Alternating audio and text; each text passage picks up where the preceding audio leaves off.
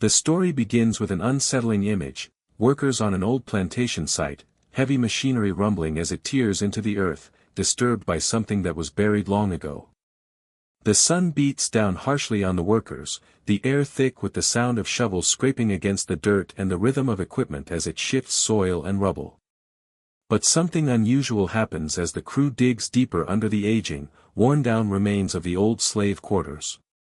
A series of boxes, crude, weathered, and buried deep beneath the ground, are unearthed. They are unlike anything anyone had anticipated. One by one, they are pulled from the earth, their wooden frames splintered and marked by age, each one sealed tight with rusted iron nails, the smell of mildew and decay wafting out as they're opened. At first, it's the sheer number of these boxes that draws attention. Dozens of them. Buried beneath the very soil where the enslaved people once toiled under brutal conditions, these boxes seem to be carefully concealed, almost as though someone, or something, had gone to great lengths to hide them. As the first box is cracked open, there's an eerie sense of anticipation hanging in the air, like the earth itself is holding its breath. Inside, the contents are startling, strange, fragmented objects that don't seem to belong, items that don't match any known historical artifacts from the plantation's recorded past. Odd symbols etched into their surfaces, materials that seem unfamiliar, like nothing seen before in the history of the plantation. The workers are confused and unsettled, unsure of what they've found or what it means. They're simply doing their job, digging into the earth as part of an ongoing restoration project, but what they uncover is so much more than just remnants of a forgotten time. This discovery isn't just a piece of the plantation's history, it's a puzzle, a mystery, and it's one that will take years to even begin to understand. As the boxes continue to be pulled from the earth, the situation grows increasingly strange. Each one holds different objects, but all seem to carry a sense of the otherworldly. Some boxes contain fragments of what appear to be ritualistic tools, shards of stone carved with unfamiliar symbols, strange fetishes fashioned from animal bone and string, and other materials that don't fit the standard historical narrative of the plantation. There's an undeniable sense of purpose in the way they've been buried and sealed away, but no one can yet determine what that purpose might have been. Why were these items hidden so carefully? Why so many, scattered throughout the site? The deeper the workers dig, the more they find, and with each new discovery, the unease among them grows. The discovery is quickly reported, drawing the attention of historians, archaeologists, and scholars who rush to the site to try and make sense of what's been uncovered. However, no one is prepared for what they find. As the boxes are opened, a mix of disbelief and awe spreads among those who examine the objects. They weren't expecting something like this, something that doesn't fit with any known historical account of the plantation's past. The pieces seem to challenge everything the scholars thought they knew about the site, about its history, and about the people who once lived there. Some of the items seem to be connected to the African diaspora, hinting at spiritual practices that the enslaved individuals might have engaged in during their time on the plantation. But what's most unsettling are the other objects, things that don't seem to belong, that appear to have come from faraway lands or other times. There are items made of materials that couldn't have been readily available to the enslaved people, objects whose purpose remains unclear. These artifacts don't just point to hidden histories, they point to something far stranger, something that can't be easily explained. The workers and historians are left with a host of unanswered questions. Who put these boxes here, and why? How long had they been buried, hidden away in the earth? Were the items in the boxes part of some forgotten ritual, a part of a secret history that has remained concealed for centuries? And perhaps most chilling of all, were these boxes meant to be found, or were they hidden so carefully that their discovery was nothing short of an accident? As the investigation begins, it becomes clear that the answers won't come easily. No one can explain how or why these boxes ended up under the slave quarters. Historians struggle to find a reasonable explanation, turning to old records, documents, and oral histories, but none of them provide any clues. It's as though the history of the plantation, and the lives of those who once lived and worked there, have been obscured by something deliberately hidden. The workers who initially uncovered the boxes are left in a state of discomfort and uncertainty. They know they've unearthed something important, but they're not sure what it means. They've discovered more than just physical objects, they've unearthed a mystery that's far darker and more enigmatic than they could have ever anticipated. As word spreads about the discovery, the local community becomes embroiled in the mystery, with some people expressing unease, while others dismiss the findings as nothing more than strange curiosities.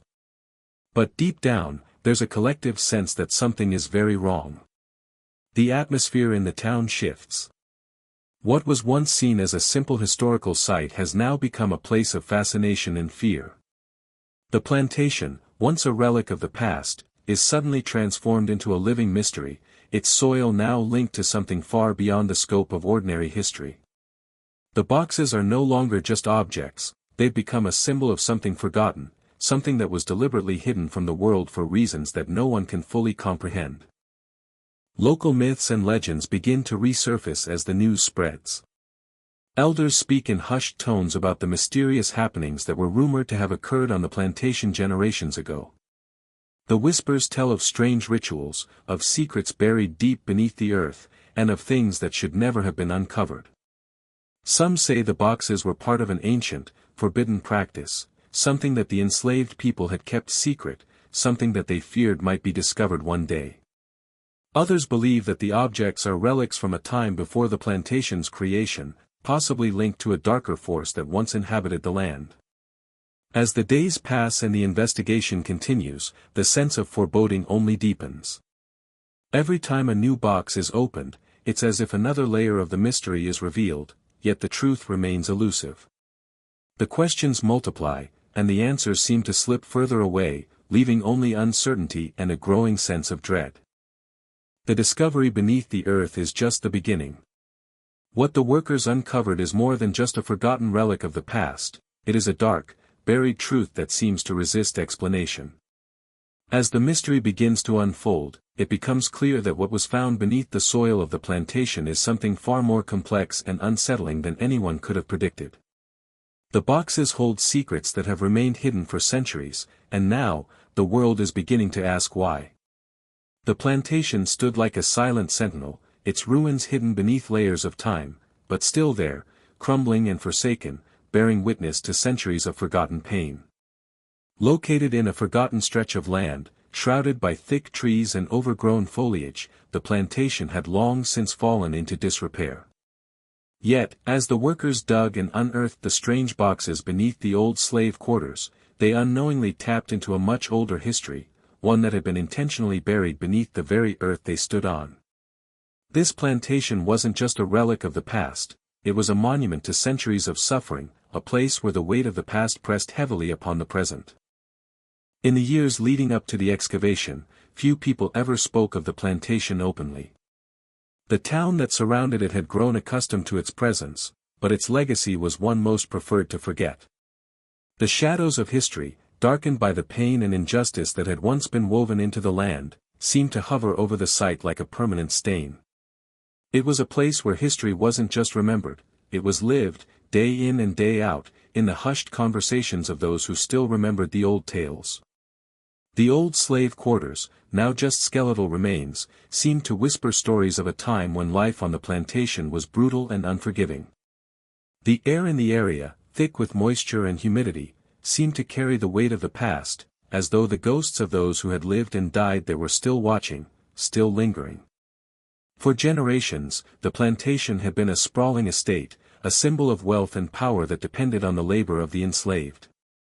Those who had worked the land had been stripped of their humanity, subjected to brutal conditions and inhuman treatment.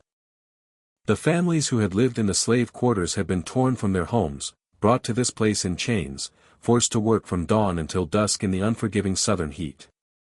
The field stretched for miles, an endless horizon of crops that seemed to grow under the watchful eye of the plantation's owners, but it was the people who worked those fields who were truly trapped, trapped by the demands of their captors, trapped by the cruelty of a system designed to break them. As the plantation grew, so did its power. The land became an economic powerhouse, its crops feeding the wealth of the surrounding region, but at what cost? The enslaved people were not just laborers, they were commodities, their bodies treated as nothing more than tools to extract wealth for those at the top. They lived in appalling conditions, cramped quarters, meager food, and constant surveillance. There was no escape, no respite from the daily horrors they endured. And yet, amid this suffering, something else had begun to stir. In the hidden corners of the plantation, beyond the watchful eyes of the overseers, the enslaved had begun to form their own culture, one that blended African traditions with the realities of their captivity. They wove new beliefs, created new forms of resistance, and established their own secret systems of power. It was in these secret spaces, out of sight and out of mind, that the true history of the plantation began to take shape. As the boxes were uncovered beneath the ruins of the slave quarters, it became clear that they weren't just relics of an everyday life. These boxes held a deeper connection to the enslaved people's culture, their beliefs, and their desire for agency. Some of the symbols on the artifacts seemed to reflect the syncretic blending of African spirituality with elements of Christianity, hidden signs of rebellion, perhaps, or ways of reaching beyond the earthly realm for protection and strength. It was in these hidden practices that the mystery of the plantation deepened. Local records, which had long been suppressed or forgotten, revealed stories of resistance and insurrection that had occurred on the plantation. There had been rumors of underground movements, secret gatherings, and whispered conspiracies, but these stories were never fully acknowledged by the broader community. The silence surrounding the plantation's past was a silence that had been cultivated deliberately, by those who sought to protect the legacy of their ancestors, by those who wanted to hide the blood that had been spilled on this land. It wasn't just the wealth of the plantation that had been built on the backs of the enslaved, it was the very foundation of the town's identity, one that many were unwilling to confront. But as the boxes were discovered and their contents examined, the truth could no longer be ignored. The strange artifacts pulled from the boxes began to hint at the hidden history of the plantation.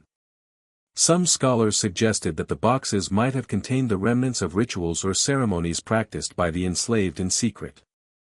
They speculated that these rituals might have been part of a larger, more organized effort to assert control over their lives, to find meaning in a world that had stripped them of their humanity. The practice of hiding objects of power and spiritual significance, buried in the earth, was not unfamiliar to African cultures, where rituals often involved the concealment of sacred items to protect them from desecration.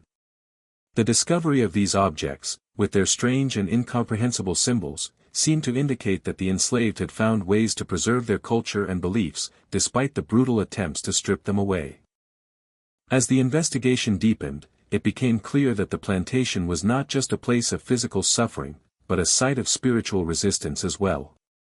The boxes, with their cryptic symbols and strange contents, could not be fully understood without taking into account the spiritual beliefs that had been passed down through generations of the enslaved. These were not just artifacts, they were keys to a hidden world, one that had existed alongside the brutal realities of slavery, a world of secret rituals and unseen powers. The forgotten plantation was thus revealed to be more than just a relic of the past, it was a place where history and spirituality intertwined, where the lives of the enslaved were shaped by forces far beyond the physical world. The workers' discovery had inadvertently opened a door to this hidden past, and in doing so, had brought the ghosts of the plantation's history back to life. The more the boxes were studied, the more their mystery deepened. Each item seemed to contain not just a physical object, but a story of survival, of resistance, and of the secret lives of those who had lived and died there. As the scholars and historians attempted to piece together the significance of the artifacts, it became clear that they were looking at more than just the remnants of a forgotten time, they were staring into the heart of a long-hidden legacy. The plantation, with its long history of suffering and resistance, had been the site of a hidden world, one that had remained obscured beneath the earth for generations. The discovery of these boxes was not just an archaeological find, it was a revelation, a glimpse into a past that had been deliberately hidden, a past that had shaped the present in ways no one had ever imagined. The plantation, now a site of excavation, stood as a stark reminder of the lengths to which people would go to protect their secrets. Beneath the surface of the earth, buried in the remnants of the past, lay a history that had been left unspoken, untold, and unseen for too long. And now, as the boxes were uncovered, that history was beginning to speak for itself, albeit in a language that was still, for the most part, incomprehensible. The ghosts of the past had returned, and they were not content to remain silent any longer. The plantation was no longer just a place of forgotten history, it was a living, breathing enigma, a site where the mysteries of the past and the present were bound together by the very soil beneath the feet of those who walked there.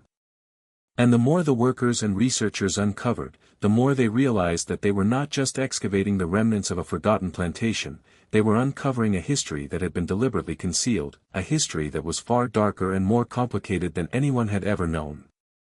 The deeper the investigation into the plantation's past goes, the more evident it becomes that the boxes are not the only things buried beneath the earth. For years, the voices of the enslaved people who lived and worked on the plantation were silent, silenced by the oppressive weight of history, their lives erased from the record by a system that sought to dehumanize them. But as the boxes are unearthed, these voices begin to stir, rising from the forgotten corners of history like long-dormant echoes. The mystery surrounding the discovery of the buried boxes only grows as researchers, historians, and descendants begin to uncover long-hidden stories that have been deliberately buried for generations. In the town surrounding the plantation, whispers of the past are finally brought to light. Elders speak of the stories passed down through generations, stories that were once ignored or dismissed by the broader community. The enslaved people who had lived on the plantation had their own culture, their own language, and their own set of beliefs that were as rich and complex as any of the European traditions that dominated the land at the time. They had been brought to this plantation from different parts of Africa, each group carrying with them the remnants of their own histories, their own customs, and their own spiritual practices. These fragments of their former lives became woven into the fabric of their captivity, a survival mechanism in a world that sought to strip them of everything that defined them as individuals. One of the first discoveries made as part of the investigation involves old records that had been ignored for years, diaries, letters, and accounts from both enslaved and free individuals, hidden away in local archives. These documents provide a glimpse into the lives of those who lived on the plantation. The accounts of the enslaved individuals, however fragmented, are a stark reminder that their lives were not just defined by labor, but by a complex network of relationships, beliefs, and resilience. The records begin to paint a picture of a group of people who, despite the brutal conditions they endured, managed to preserve a sense of identity, culture, and resistance that had long been overlooked. Through the accounts of their descendants, we begin to understand the spiritual practices that had taken root on the plantation. The enslaved people, while subjected to the harshness of their circumstances, managed to hold on to elements of their African heritage. These practices were not just remnants of a distant past, they were vital parts of their survival, ways of asserting agency in a world that sought to strip them of it. Spirituality was their refuge. Secret rituals, prayers, and rites of passage were passed down in whispers, protected from the prying eyes of their captors. What had been dismissed as superstition by outsiders was, in fact, a powerful means of resistance. Some of the more detailed accounts describe how the enslaved would hold clandestine gatherings, often at night, away from the watchful eyes of overseers and plantation owners.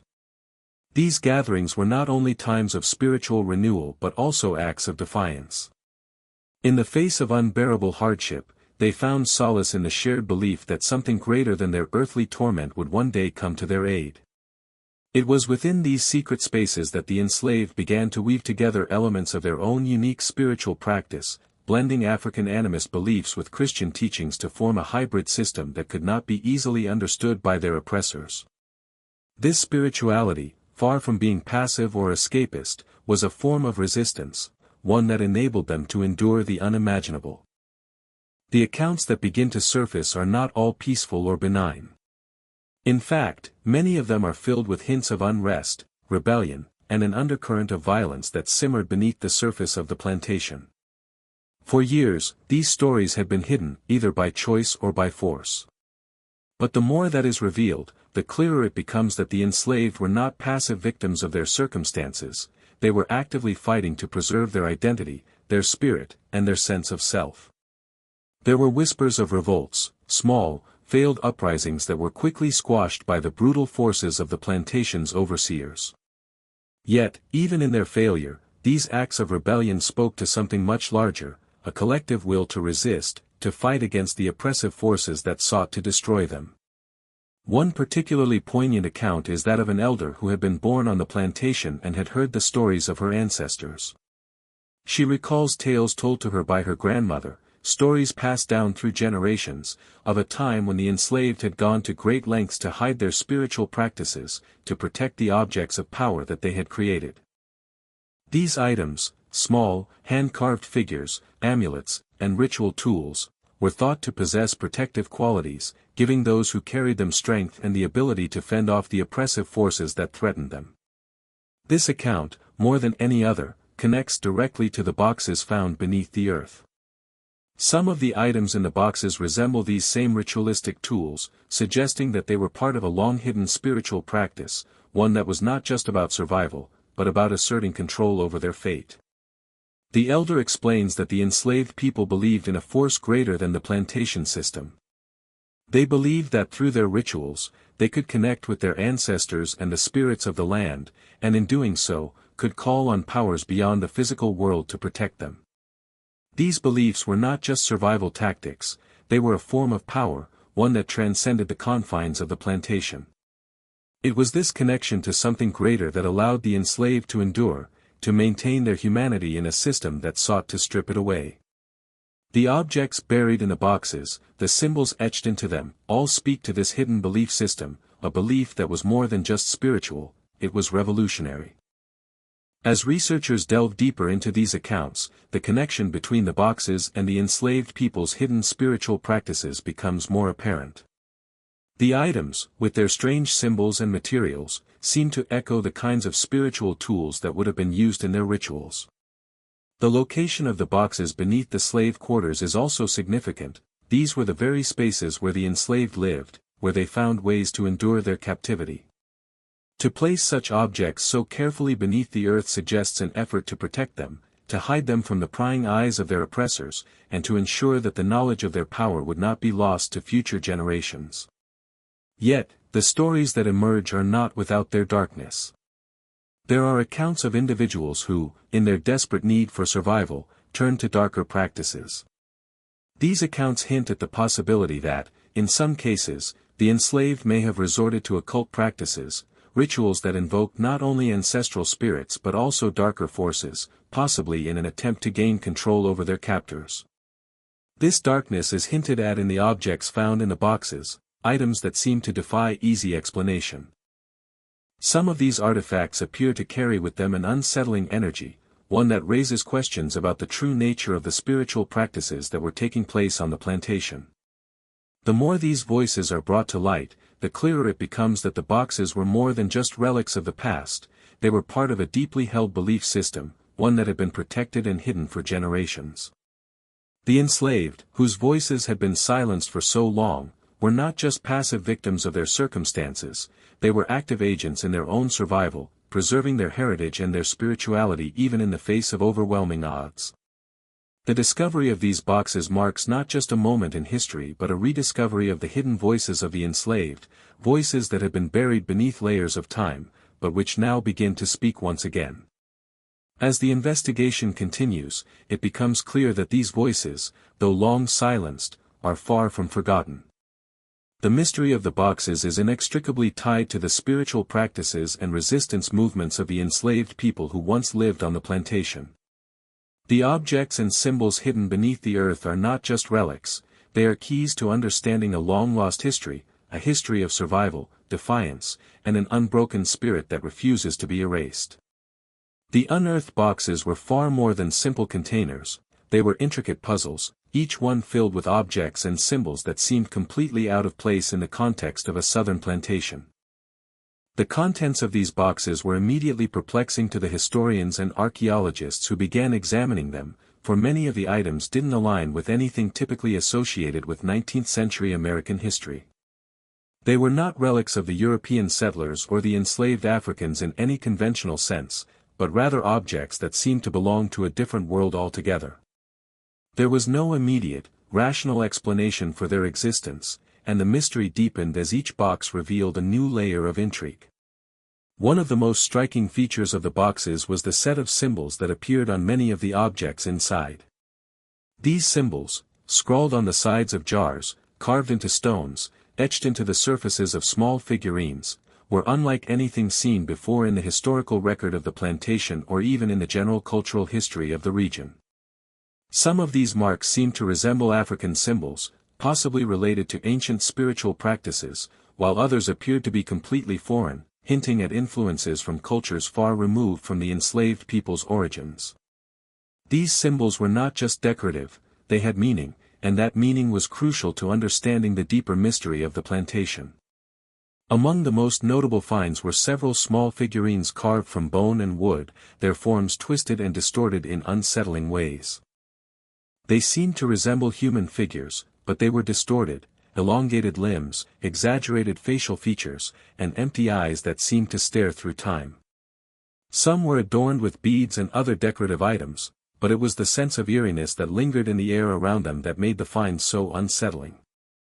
The figurines were not crafted with the intention of creating something beautiful or even practical. Instead, they seemed to be imbued with a deeper purpose, perhaps a connection to the spiritual world, or a symbol of protection or power.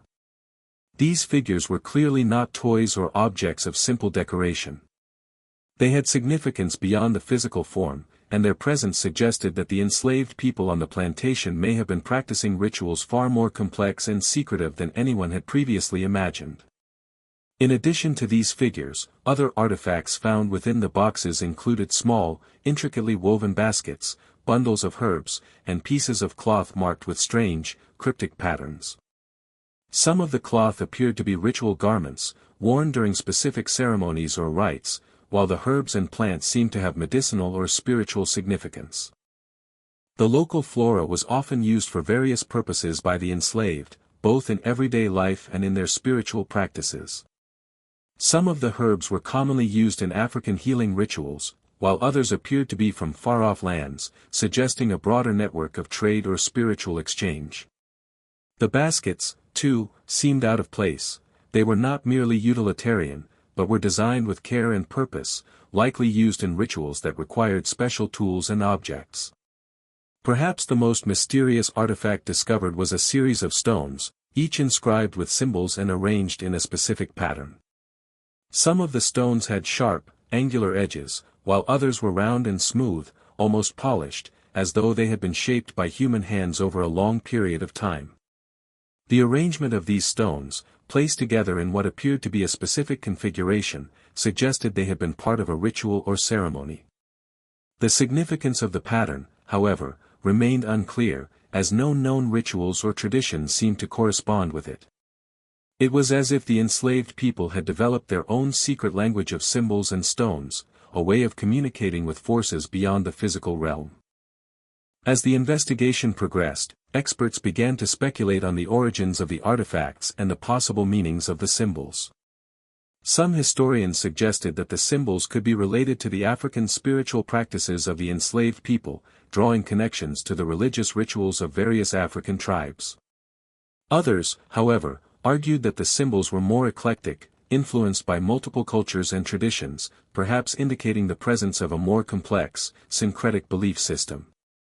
These were not merely remnants of African spiritual practices, they were something more, something that blended the past with the present, the known with the unknown. The merging of different symbols and materials suggested a shared spiritual understanding that crossed geographical and cultural boundaries, one that existed outside the realm of Western religion and societal norms. The discovery of the figurines, symbols, and stones raised troubling questions about what the enslaved people were practicing in secret. Were these simply artifacts of survival, ways to maintain hope and strength in the face of oppression? Or did they represent something darker, a belief system that was tied to rebellion, resistance, or even occult practices? Some scholars began to speculate that the enslaved might have been involved in clandestine rituals aimed not only at spiritual protection, but at the subversion of the plantation system itself. The mysterious symbols, which seemed to defy easy interpretation, suggested the existence of a hidden, underground culture, a culture that had developed in direct opposition to the dominance of the plantation owners. The more the artifacts were studied, the more the lines between history and the supernatural seemed to blur. There were those who, despite the scholarly efforts to rationalize the findings, could not ignore the sense of something otherworldly in the air. Some of the items, particularly the figurines and symbols, seemed to pulse with an energy that was difficult to explain. Even the most seasoned archaeologists and historians, who had spent their lives studying history, could not deny the unsettling feeling that these objects invoked. They were not just historical artifacts, they were conduits to something beyond the physical world, something that touched on the supernatural or the spiritual. The deepening mystery of the boxes began to evoke discussions of the plantation's legacy, and whether the discovery of these strange artifacts signified a deeper connection between the enslaved people and forces beyond the earthly realm. Could these objects have been part of an occult practice? Were they intended as protective amulets, or were they the remnants of rituals that sought to communicate with spirits, ancestors, or powers that the plantation owners would have considered forbidden? Some experts even suggested that the symbols and objects might be linked to voodoo, a religious tradition that had deep roots in African spiritual practices and had, by the 19th century, been both feared and misunderstood in the southern United States. Others, however, insisted that it was more likely the items represented a syncretic belief system, combining elements of various African, indigenous, and Christian practices, forming a unique system of resistance that operated beneath the radar of the oppressive system. As the investigation into the contents of the boxes deepened, so too did the questions surrounding the plantation's history. The discovery of strange symbols and unfamiliar artifacts had shifted the focus of the investigation from simple historical preservation to something more profound, something that seemed to touch on the very fabric of belief and resistance.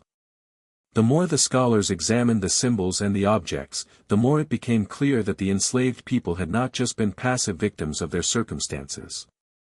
They had created a hidden world, a world of belief and ritual that offered them both spiritual and practical means of survival. These items, unearthed from beneath the earth, were not just forgotten relics, they were pieces of a larger puzzle, a puzzle that held the key to understanding the hidden history of the plantation, and the secret resistance of those who had lived and died there. As the boxes were uncovered and the objects within them scrutinized, an eerie atmosphere began to envelop the plantation and the surrounding community. The artifacts and symbols revealed by the excavation stirred something deep within the local consciousness, awakening long-forgotten stories that had been passed down through generations. The unsettling discovery of strange symbols, ritualistic tools, and foreign objects not only ignited academic curiosity but also triggered a resurgence of local folklore and superstition, tales that had been buried alongside the plantation's dark history. The once ignored whispers of the past now seemed to echo through the air, filling the town with an undercurrent of fear, fascination, and unresolved mystery. For years, the plantation had been shrouded in silence. While the broader public had accepted it as just another relic of a troubling past, there were those in the local community who had always felt that there was something more to the land than its historical significance. These longtime residents, some of whom had grown up in the area, and others who were descendants of former enslaved people, had heard stories about strange occurrences and unexplainable events tied to the plantation. Elders often spoke of unsettling dreams, whispers in the wind, and an oppressive presence that seemed to linger around the land. To many of them, the plantation was not merely a site of painful history, it was a place cursed by the very ghosts of its past. Local folklore had long held that the spirits of the enslaved people still haunted the grounds, their restless souls trapped between the world of the living and the dead. These spirits were said to return in the dead of night, wandering the abandoned fields and the decaying remnants of the slave quarters, seeking justice for the suffering they had endured.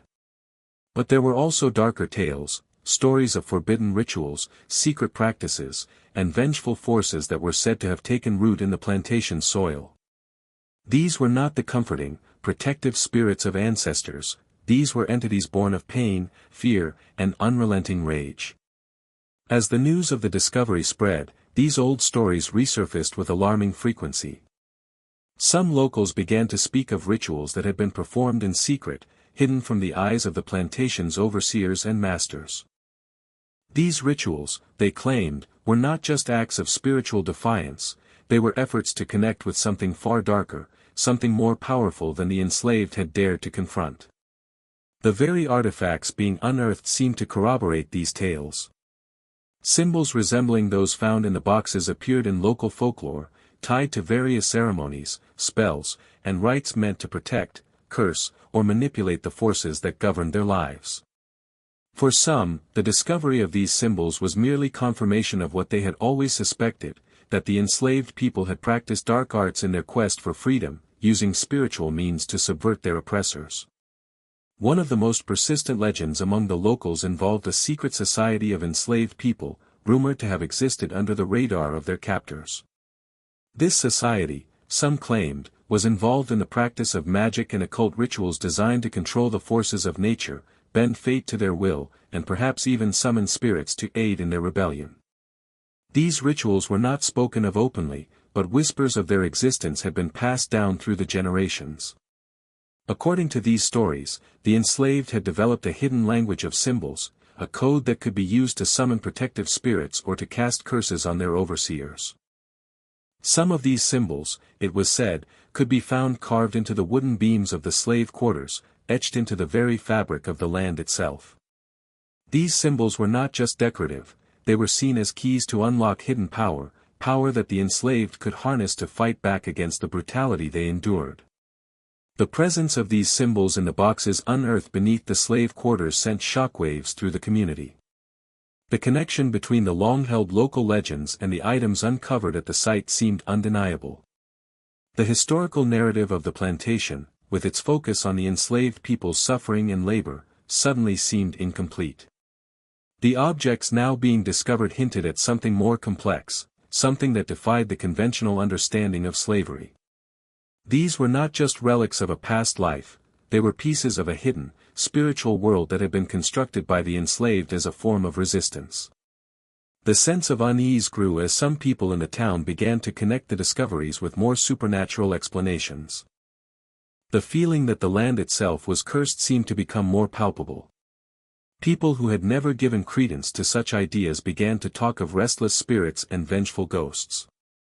Strange occurrences, like unexplained sounds in the night and flickering lights in abandoned buildings, were interpreted as signs that the spirits of the past were not at peace.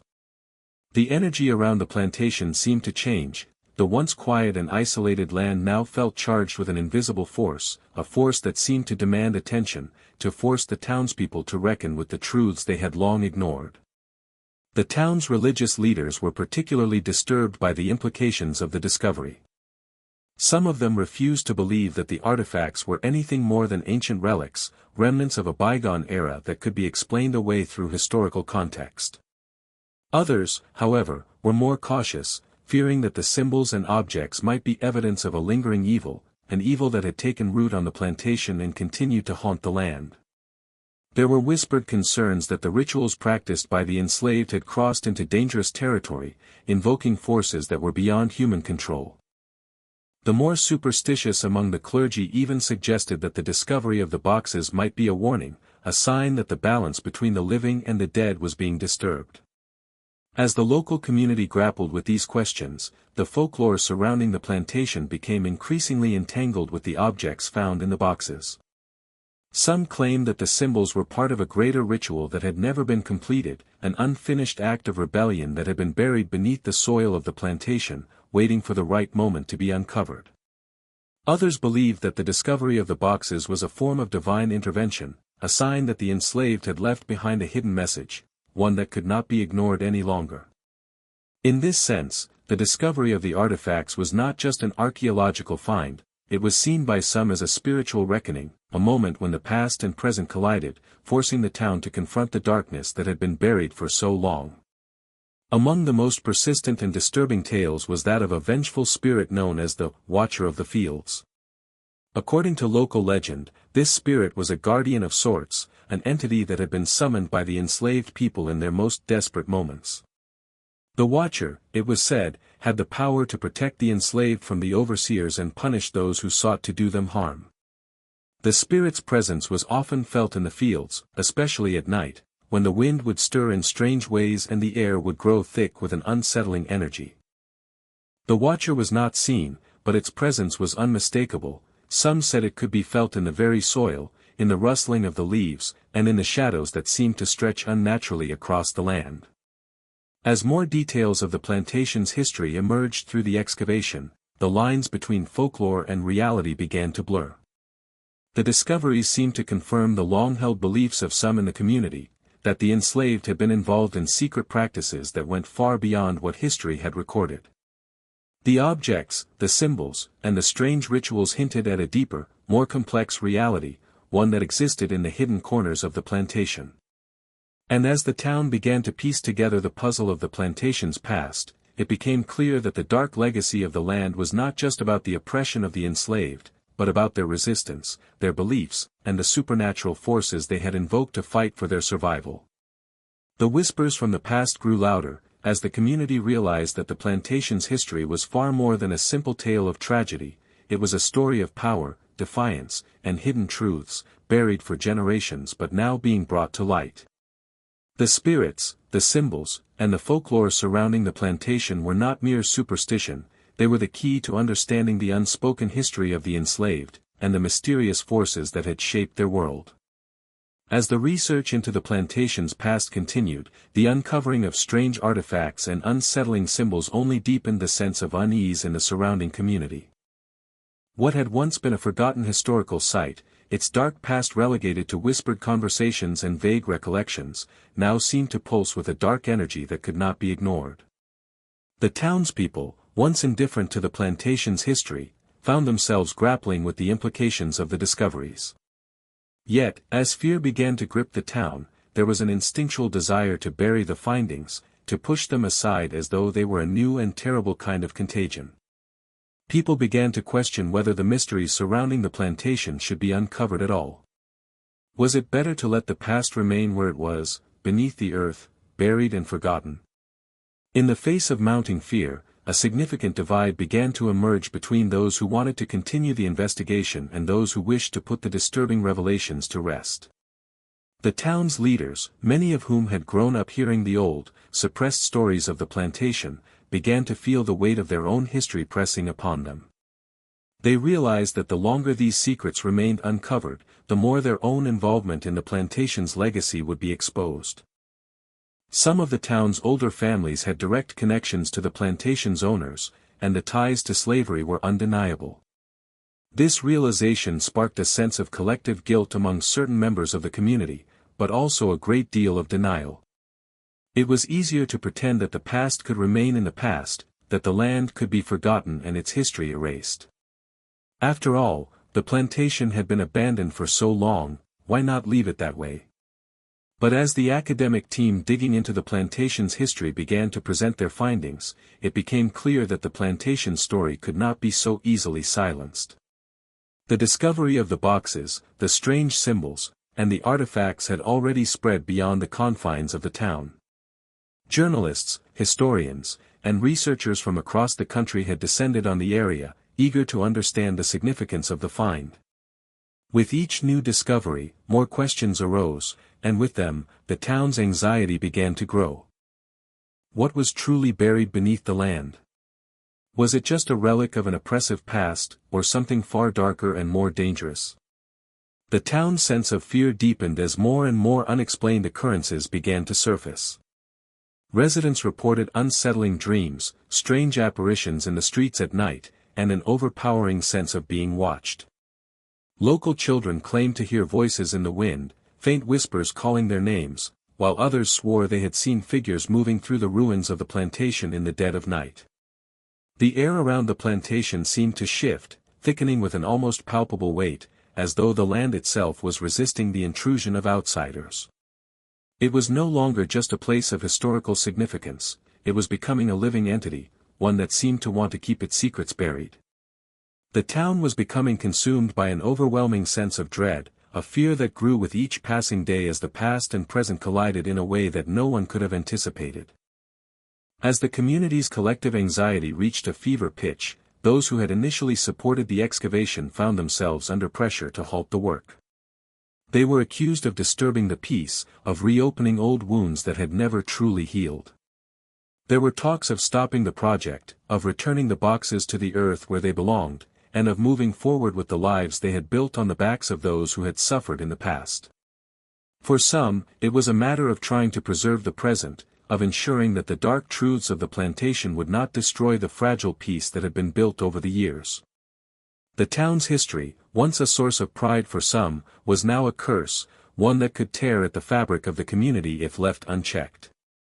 But as much as some tried to ignore the findings, there were others who believed that the truth had to come out.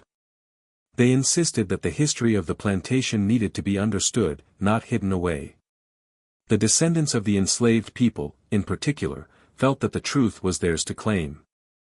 For them, the artifacts were not just mysterious objects, they were pieces of a long-neglected history, a history that had been suppressed for generations. The workers and researchers, who had initially come to the plantation to study its history, were now caught between the rising tide of fear and a growing sense of responsibility. They understood the power of what they had uncovered, but they also understood that the consequences of their work would stretch far beyond the academic sphere. They were not just unearthing artifacts, they were opening old wounds that could never be healed. For the descendants of the enslaved, the plantation was not simply a place of suffering, it was a place of identity, a place where their ancestors had fought for their dignity and their freedom. The strange artifacts, the symbols, and the objects buried beneath the earth were not just relics, they were evidence of a hidden culture, a culture of resistance, that had been overlooked for far too long. It was a history that had been silenced, but it was now speaking through the items that had been left behind. To ignore these discoveries, to bury them once again, would be to deny the legacy of the enslaved people who had lived and died on that land. But even as the voices of the descendants grew louder, the fear and denial that gripped the town continued to spread. The fear was not just about the past, it was about what the past might bring to the present. There was a deep, almost visceral fear of what might happen if the full scope of the plantation's history were revealed. What would it mean for the town's identity? Would the town have to come to terms with its own complicity in the horrors of slavery? Would the legacy of the plantation cast a long shadow over the lives of those who had built their lives on the land?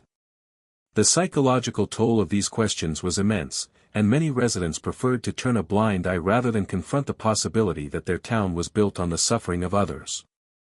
In an attempt to stem the rising tide of fear, town leaders began to push back against the excavation. They called for an immediate halt to the project, arguing that the town had moved on and that it was time to let the past rest. This stance was not universal. Some of the town's younger residents, particularly those who had grown up with the stories of the plantation, wanted to see the truth come to light. But their voices were drowned out by the older generation, who feared that reopening these old wounds would unravel everything they had worked for. The decision to halt the investigation was met with resistance from a growing number of people, but it was clear that the fear of the unknown, the fear of what might be uncovered, was too powerful to overcome. The excavation site was abandoned, and the boxes, along with the artifacts they contained, were once again buried beneath the earth, this time for good. The town moved on, but the unease never fully dissipated.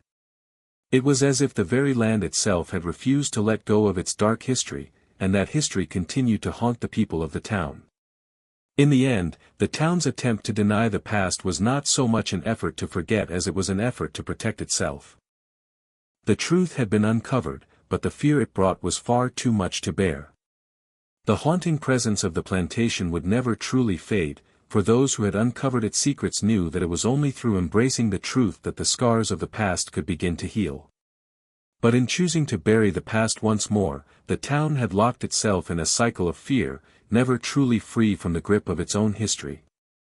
And so, the plantation stood, silent and waiting, as the mysteries of its dark past lingered in the shadows, forever untouched. As the excavation continued, and more artifacts were uncovered from beneath the old plantation soil, the questions surrounding their origins became too pressing for anyone to ignore. Historians, archaeologists, and anthropologists pored over the artifacts with growing concern, trying to make sense of the symbols, tools, and strange figures that had been unearthed. These objects, though captivating, had no clear explanation within the historical narrative that was widely accepted.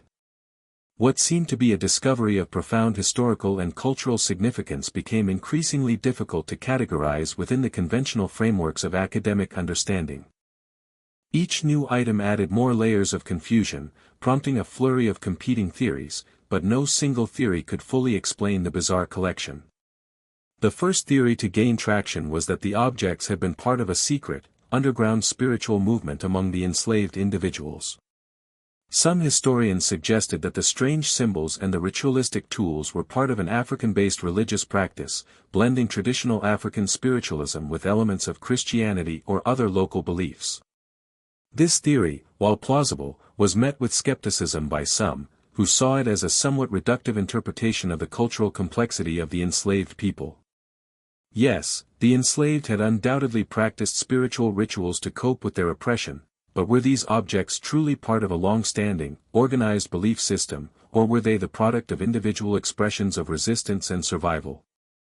Another theory suggested that the items had a more direct connection to the voodoo practices that had spread through parts of the South in the 19th century. Voodoo, with its roots in West African religions and its hybridization with Christianity and local customs, was widely feared and misunderstood by many white plantation owners and Southern authorities at the time. Could these objects be part of a clandestine practice that sought not only spiritual protection but also a kind of rebellion against the social order? Some of the symbols found on the objects resembled those associated with voodoo and other African diasporic spiritual practices, adding weight to this theory. Yet, there was a deep divide on this issue. While some saw the connection to voodoo as a natural extension of the enslaved people's spiritual resistance, others dismissed it as pure superstition, an oversimplification that failed to capture the complexity of the artifact's true meaning. A third theory, more grounded in the idea of cultural syncretism, proposed that the symbols were the result of a fusion of multiple belief systems, African, indigenous, and European, that had evolved among the enslaved as a means of survival in the New World. This idea suggested that, over time, the enslaved people had created their own unique spiritual practices, blending African traditions with Catholic iconography, indigenous customs, and even the remnants of European occult practices. The theory of syncretism seemed to fit the artifacts well. After all, many of the symbols on the figurines and stones resembled ancient African motifs, yet there were subtle elements that seemed to nod toward European magical traditions. Some historians believe that the enslaved had used these spiritual practices not just as a means of resistance, but also as a way to carve out their own identity in a world that sought to erase them entirely. But even as these theories proliferated, they were still met with disbelief. The findings simply didn't fit neatly into any one category, and as a result, many scholars began to argue that the items were anomalies, outliers in the broader historical narrative. Some claim that the objects might have been created for decorative purposes, simply as crafts made by the enslaved during their rare moments of leisure or necessity. This theory, however, felt dismissive, particularly to those who believed that the enslaved people had a much more complex relationship with their environment than mere ornamentation. While it was possible that some items were made for everyday use, the careful design and strange symbolism suggested something far more intentional and purposeful. As the theories continued to multiply, an undercurrent of skepticism grew louder. Some individuals in the academic community began to question whether the entire discovery had been exaggerated or misinterpreted. The idea that such artifacts could have been hidden for so long, without any trace in historical records, seemed increasingly difficult to reconcile with known historical facts. There was also the unsettling possibility that the artifacts were not from the enslaved at all, but rather from later periods, perhaps even from the white plantation owners themselves. Could these strange objects have been deliberately planted or hidden to spark curiosity and controversy? Skeptics pointed to the possibility that the boxes were not remnants of the past but part of a more modern hoax, an attempt to fabricate a myth around a place that had been largely forgotten. This theory, however, was never proven and seemed unlikely given the authenticity of the artifacts and the historical research that had been conducted. Despite these conflicting theories, there were those who remained steadfast in their belief that the artifacts held a deeper, unrecognized meaning, one that defied simple explanation. These individuals, often from marginalized communities, insisted that the artifacts were part of a much larger, untold history, one of spiritual resistance, of reclaiming agency in the face of systemic violence. The objects, to them, represented the resilience and strength of the enslaved individuals who had lived on the plantation. They saw the symbols not as superstitions or oddities, but as coded messages, hidden within the very soil that had once been their ancestors' prison. In this view, the items were not mere relics but sacred objects, imbued with power that transcended the physical world. Theories aside, one of the most compelling aspects of the discovery was the profound emotional reaction it elicited in the local community, especially among the descendants of the enslaved people. For them, the discovery of the boxes was not just an academic curiosity, it was a revelation. The items connected them to their ancestors in a way that history books and oral traditions could not.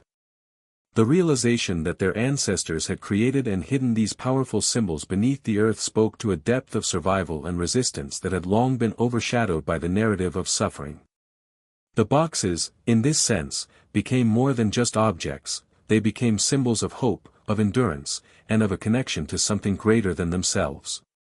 But despite this emotional resonance, the search for an explanation continued to be clouded by the overwhelming sense of mystery surrounding the plantation. The more the researchers tried to unravel the meaning behind the artifacts, the more elusive the answers became. Every theory seemed to open up new questions, and every answer only led to more uncertainty. What had started as an academic investigation into the plantation's history had quickly turned into an obsession with uncovering the secrets of the past, secrets that, perhaps, were never meant to be found. In the end, the search for a definitive explanation seemed futile. Theories continued to evolve, but no single theory could account for the full scope of the objects and symbols found within the boxes. The more the scholars dug into the past, the more they realized that the history of the plantation, and of the enslaved people who had lived there, was not a simple narrative to be understood in one sitting. It was a story of contradictions, of hidden truths, of broken lives and broken systems, and the artifacts, with all their mystery and confusion, were just one piece of that larger, more complicated puzzle. Theories would come and go, but the mystery of the plantation would remain unsolved, its secrets buried deep in the earth, waiting to be uncovered once more. As the theories surrounding the plantations passed and the strange artifacts continued to unfold, the mood in the town grew more tense. What began as an academic investigation into an intriguing historical site had spiraled into something far darker and more unnerving. The once bustling excavation site, filled with scholars, historians, and curious onlookers, gradually became a place of isolation. The momentum that had fueled the investigation began to wane, as both public and academic interest began to dwindle. The town, initially curious, now seemed to want nothing more than to distance itself from the unearthed past. As quickly as the excavation had started, it seemed to slow to a halt. The research teams, once eager to uncover more about the strange objects buried beneath the soil, found themselves working in an increasingly hostile and uncomfortable environment. It was not just the overwhelming fear of what the artifacts meant that caused this retreat. There was a more insidious factor at play, a collective discomfort with the implications of the discoveries. The town had grown wary, not only of the objects but of the uncomfortable truths they unearthed about the plantation's history and its connection to the town's own legacy. The more the scholars uncovered, the more they realized that the plantation was not just a site of historic suffering, it was a place of deeply buried secrets that had been deliberately suppressed for generations. The artifacts were tangible proof of a forgotten world, one where spiritual resistance, forbidden rituals, and a hidden culture had existed right under the noses of those who had profited from the plantation's labor. The more the town began to understand the scope of what had been hidden for so long, the more they recoiled from the truth. The academic teams, many of whom had initially felt driven by a sense of duty to uncover the plantation's history, found themselves under increasing pressure. The discoveries, though significant, had become too controversial. Some of the researchers who had been spearheading the excavation began to withdraw, either because of the personal toll the project was taking on them or due to growing resistance from their own academic institutions. The initial excitement of discovery gave way to a mounting unease. As the findings grew more inexplicable, with no clear answers emerging, the weight of the unknown began to press down heavily on those involved. There was a growing sense that the answers they sought might not be worth the cost, that some things were better left buried. The excavations, which had once been seen as a gateway to revealing untold truths about the enslaved people's lives and resistance, soon became a source of division and bitterness. As the tension escalated, local leaders began to step in, pushing for the site to be abandoned once and for all.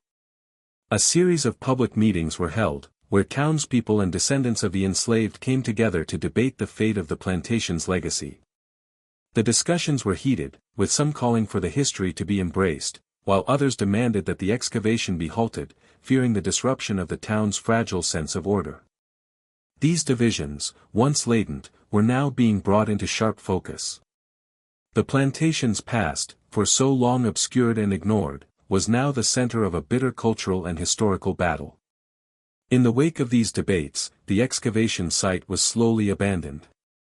The researchers, whose work had sparked so much controversy, began to pack up their equipment and leave the site.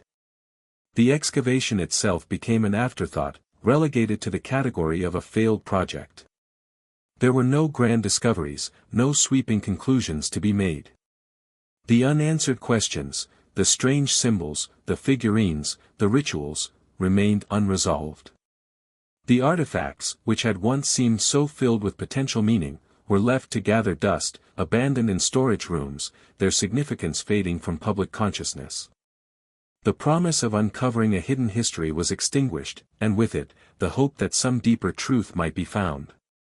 The town, meanwhile, gradually returned to a semblance of normalcy, though it was a fragile peace, marked by the lingering discomfort of unspoken truths.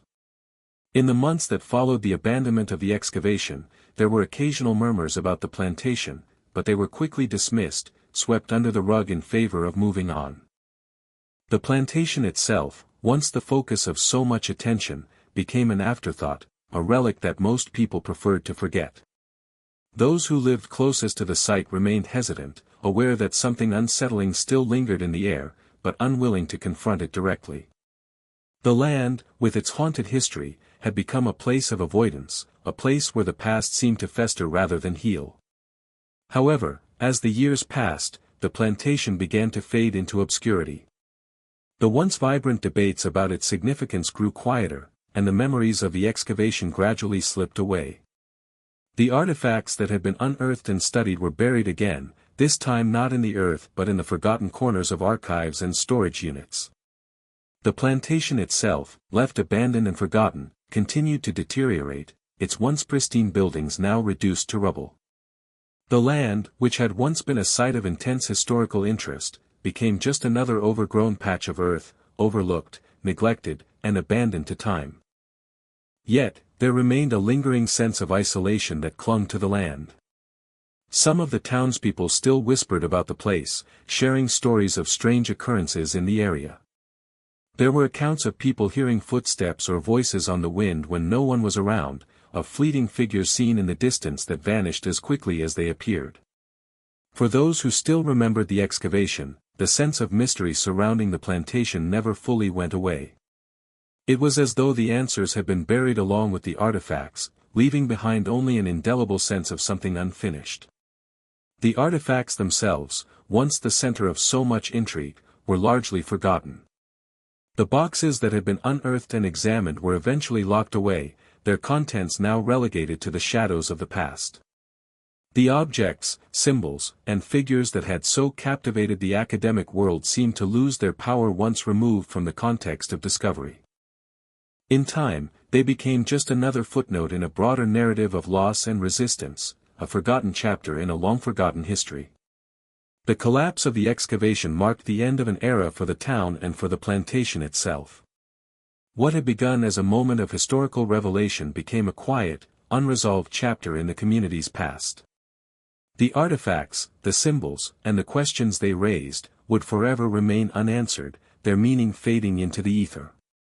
It was a loss not just of knowledge but of potential understanding, an understanding that could have bridged the gap between past and present, a bridge that now stood unfinished, crumbling with time.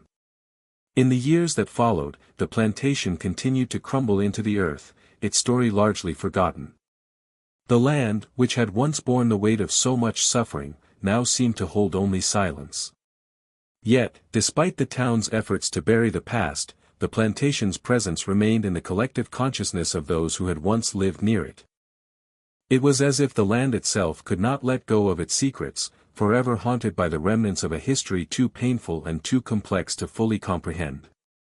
The artifacts, the symbols, the whispers, they all faded into history, but they would never truly disappear.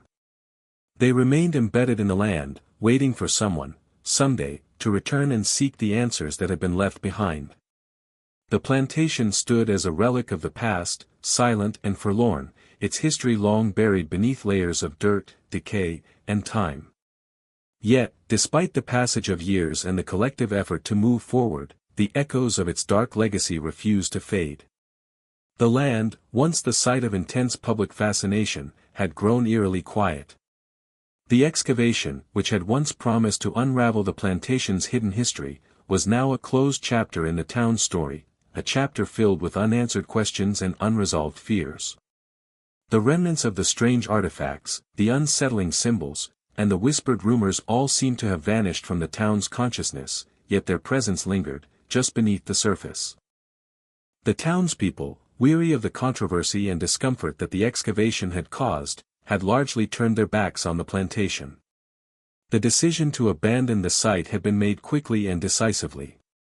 The once vibrant research teams and historians who had flocked to the area were now gone, their presence replaced by a deep and growing silence. The decision to halt the excavation, once seen as a temporary retreat, became permanent. No new research was conducted, no new excavations took place. The plantation, and the haunting questions surrounding it, were left to fade from the collective memory. In the aftermath of the excavation's abrupt end, a sense of closure, or, rather, a false sense of closure, settled over the town. The residents, who had once felt the weight of the plantation's history pressing down on them, began to return to their daily routines. The land, which had once been a source of fear and fascination, was now ignored. The buildings of the plantation, left to rot and deteriorate, were quietly forgotten. It was as though the very act of forgetting was a collective defense mechanism, a way for the town to protect itself from the discomfort of confronting its past. But even as the town seemed to retreat into silence, the questions that had been raised by the excavation remained. The strange artifacts, the cryptic symbols, and the unsettling rituals had never been fully explained. Despite the best efforts of historians and scholars, the plantation's history remained shrouded in mystery. For those who had been involved in the excavation, the sense of incompleteness was profound. The unanswered questions gnawed at them, leaving a lingering sense of disquiet. The town had moved on, but for the researchers and the descendants of the enslaved, the silence was deafening. There was no resolution, no final word on the meaning of the symbols or the purpose of the rituals. The past had been left half open, like a wound that had never fully healed. In the absence of concrete answers, the stories of the plantation's history became more entrenched in folklore. The whispers that had once surrounded the plantation, tales of restless spirits and vengeful forces, grew louder and more vivid. These were no longer simply stories told by the older generations, they became a part of the town's shared narrative, woven into the very fabric of its identity. The plantation, once a source of historical curiosity, was now a symbol of something far darker. It was a place of mystery, of unspoken truths, and of spiritual forces that could never be fully understood. The unanswered questions, far from fading away, became an integral part of the town's collective memory, like a shadow that could not be shaken. For the descendants of the enslaved people who had once worked on the plantation, the silence was especially painful. They had hoped that the excavation would provide answers, that the truth of their ancestors' lives and struggles would finally be recognized. But the abandonment of the project left them with only the remnants of the past, fragments of history that could never be pieced together. For many, the excavation had been an opportunity to reclaim the past, to uncover the hidden stories of their ancestors and the legacy of resistance that had been buried beneath the plantation's soil.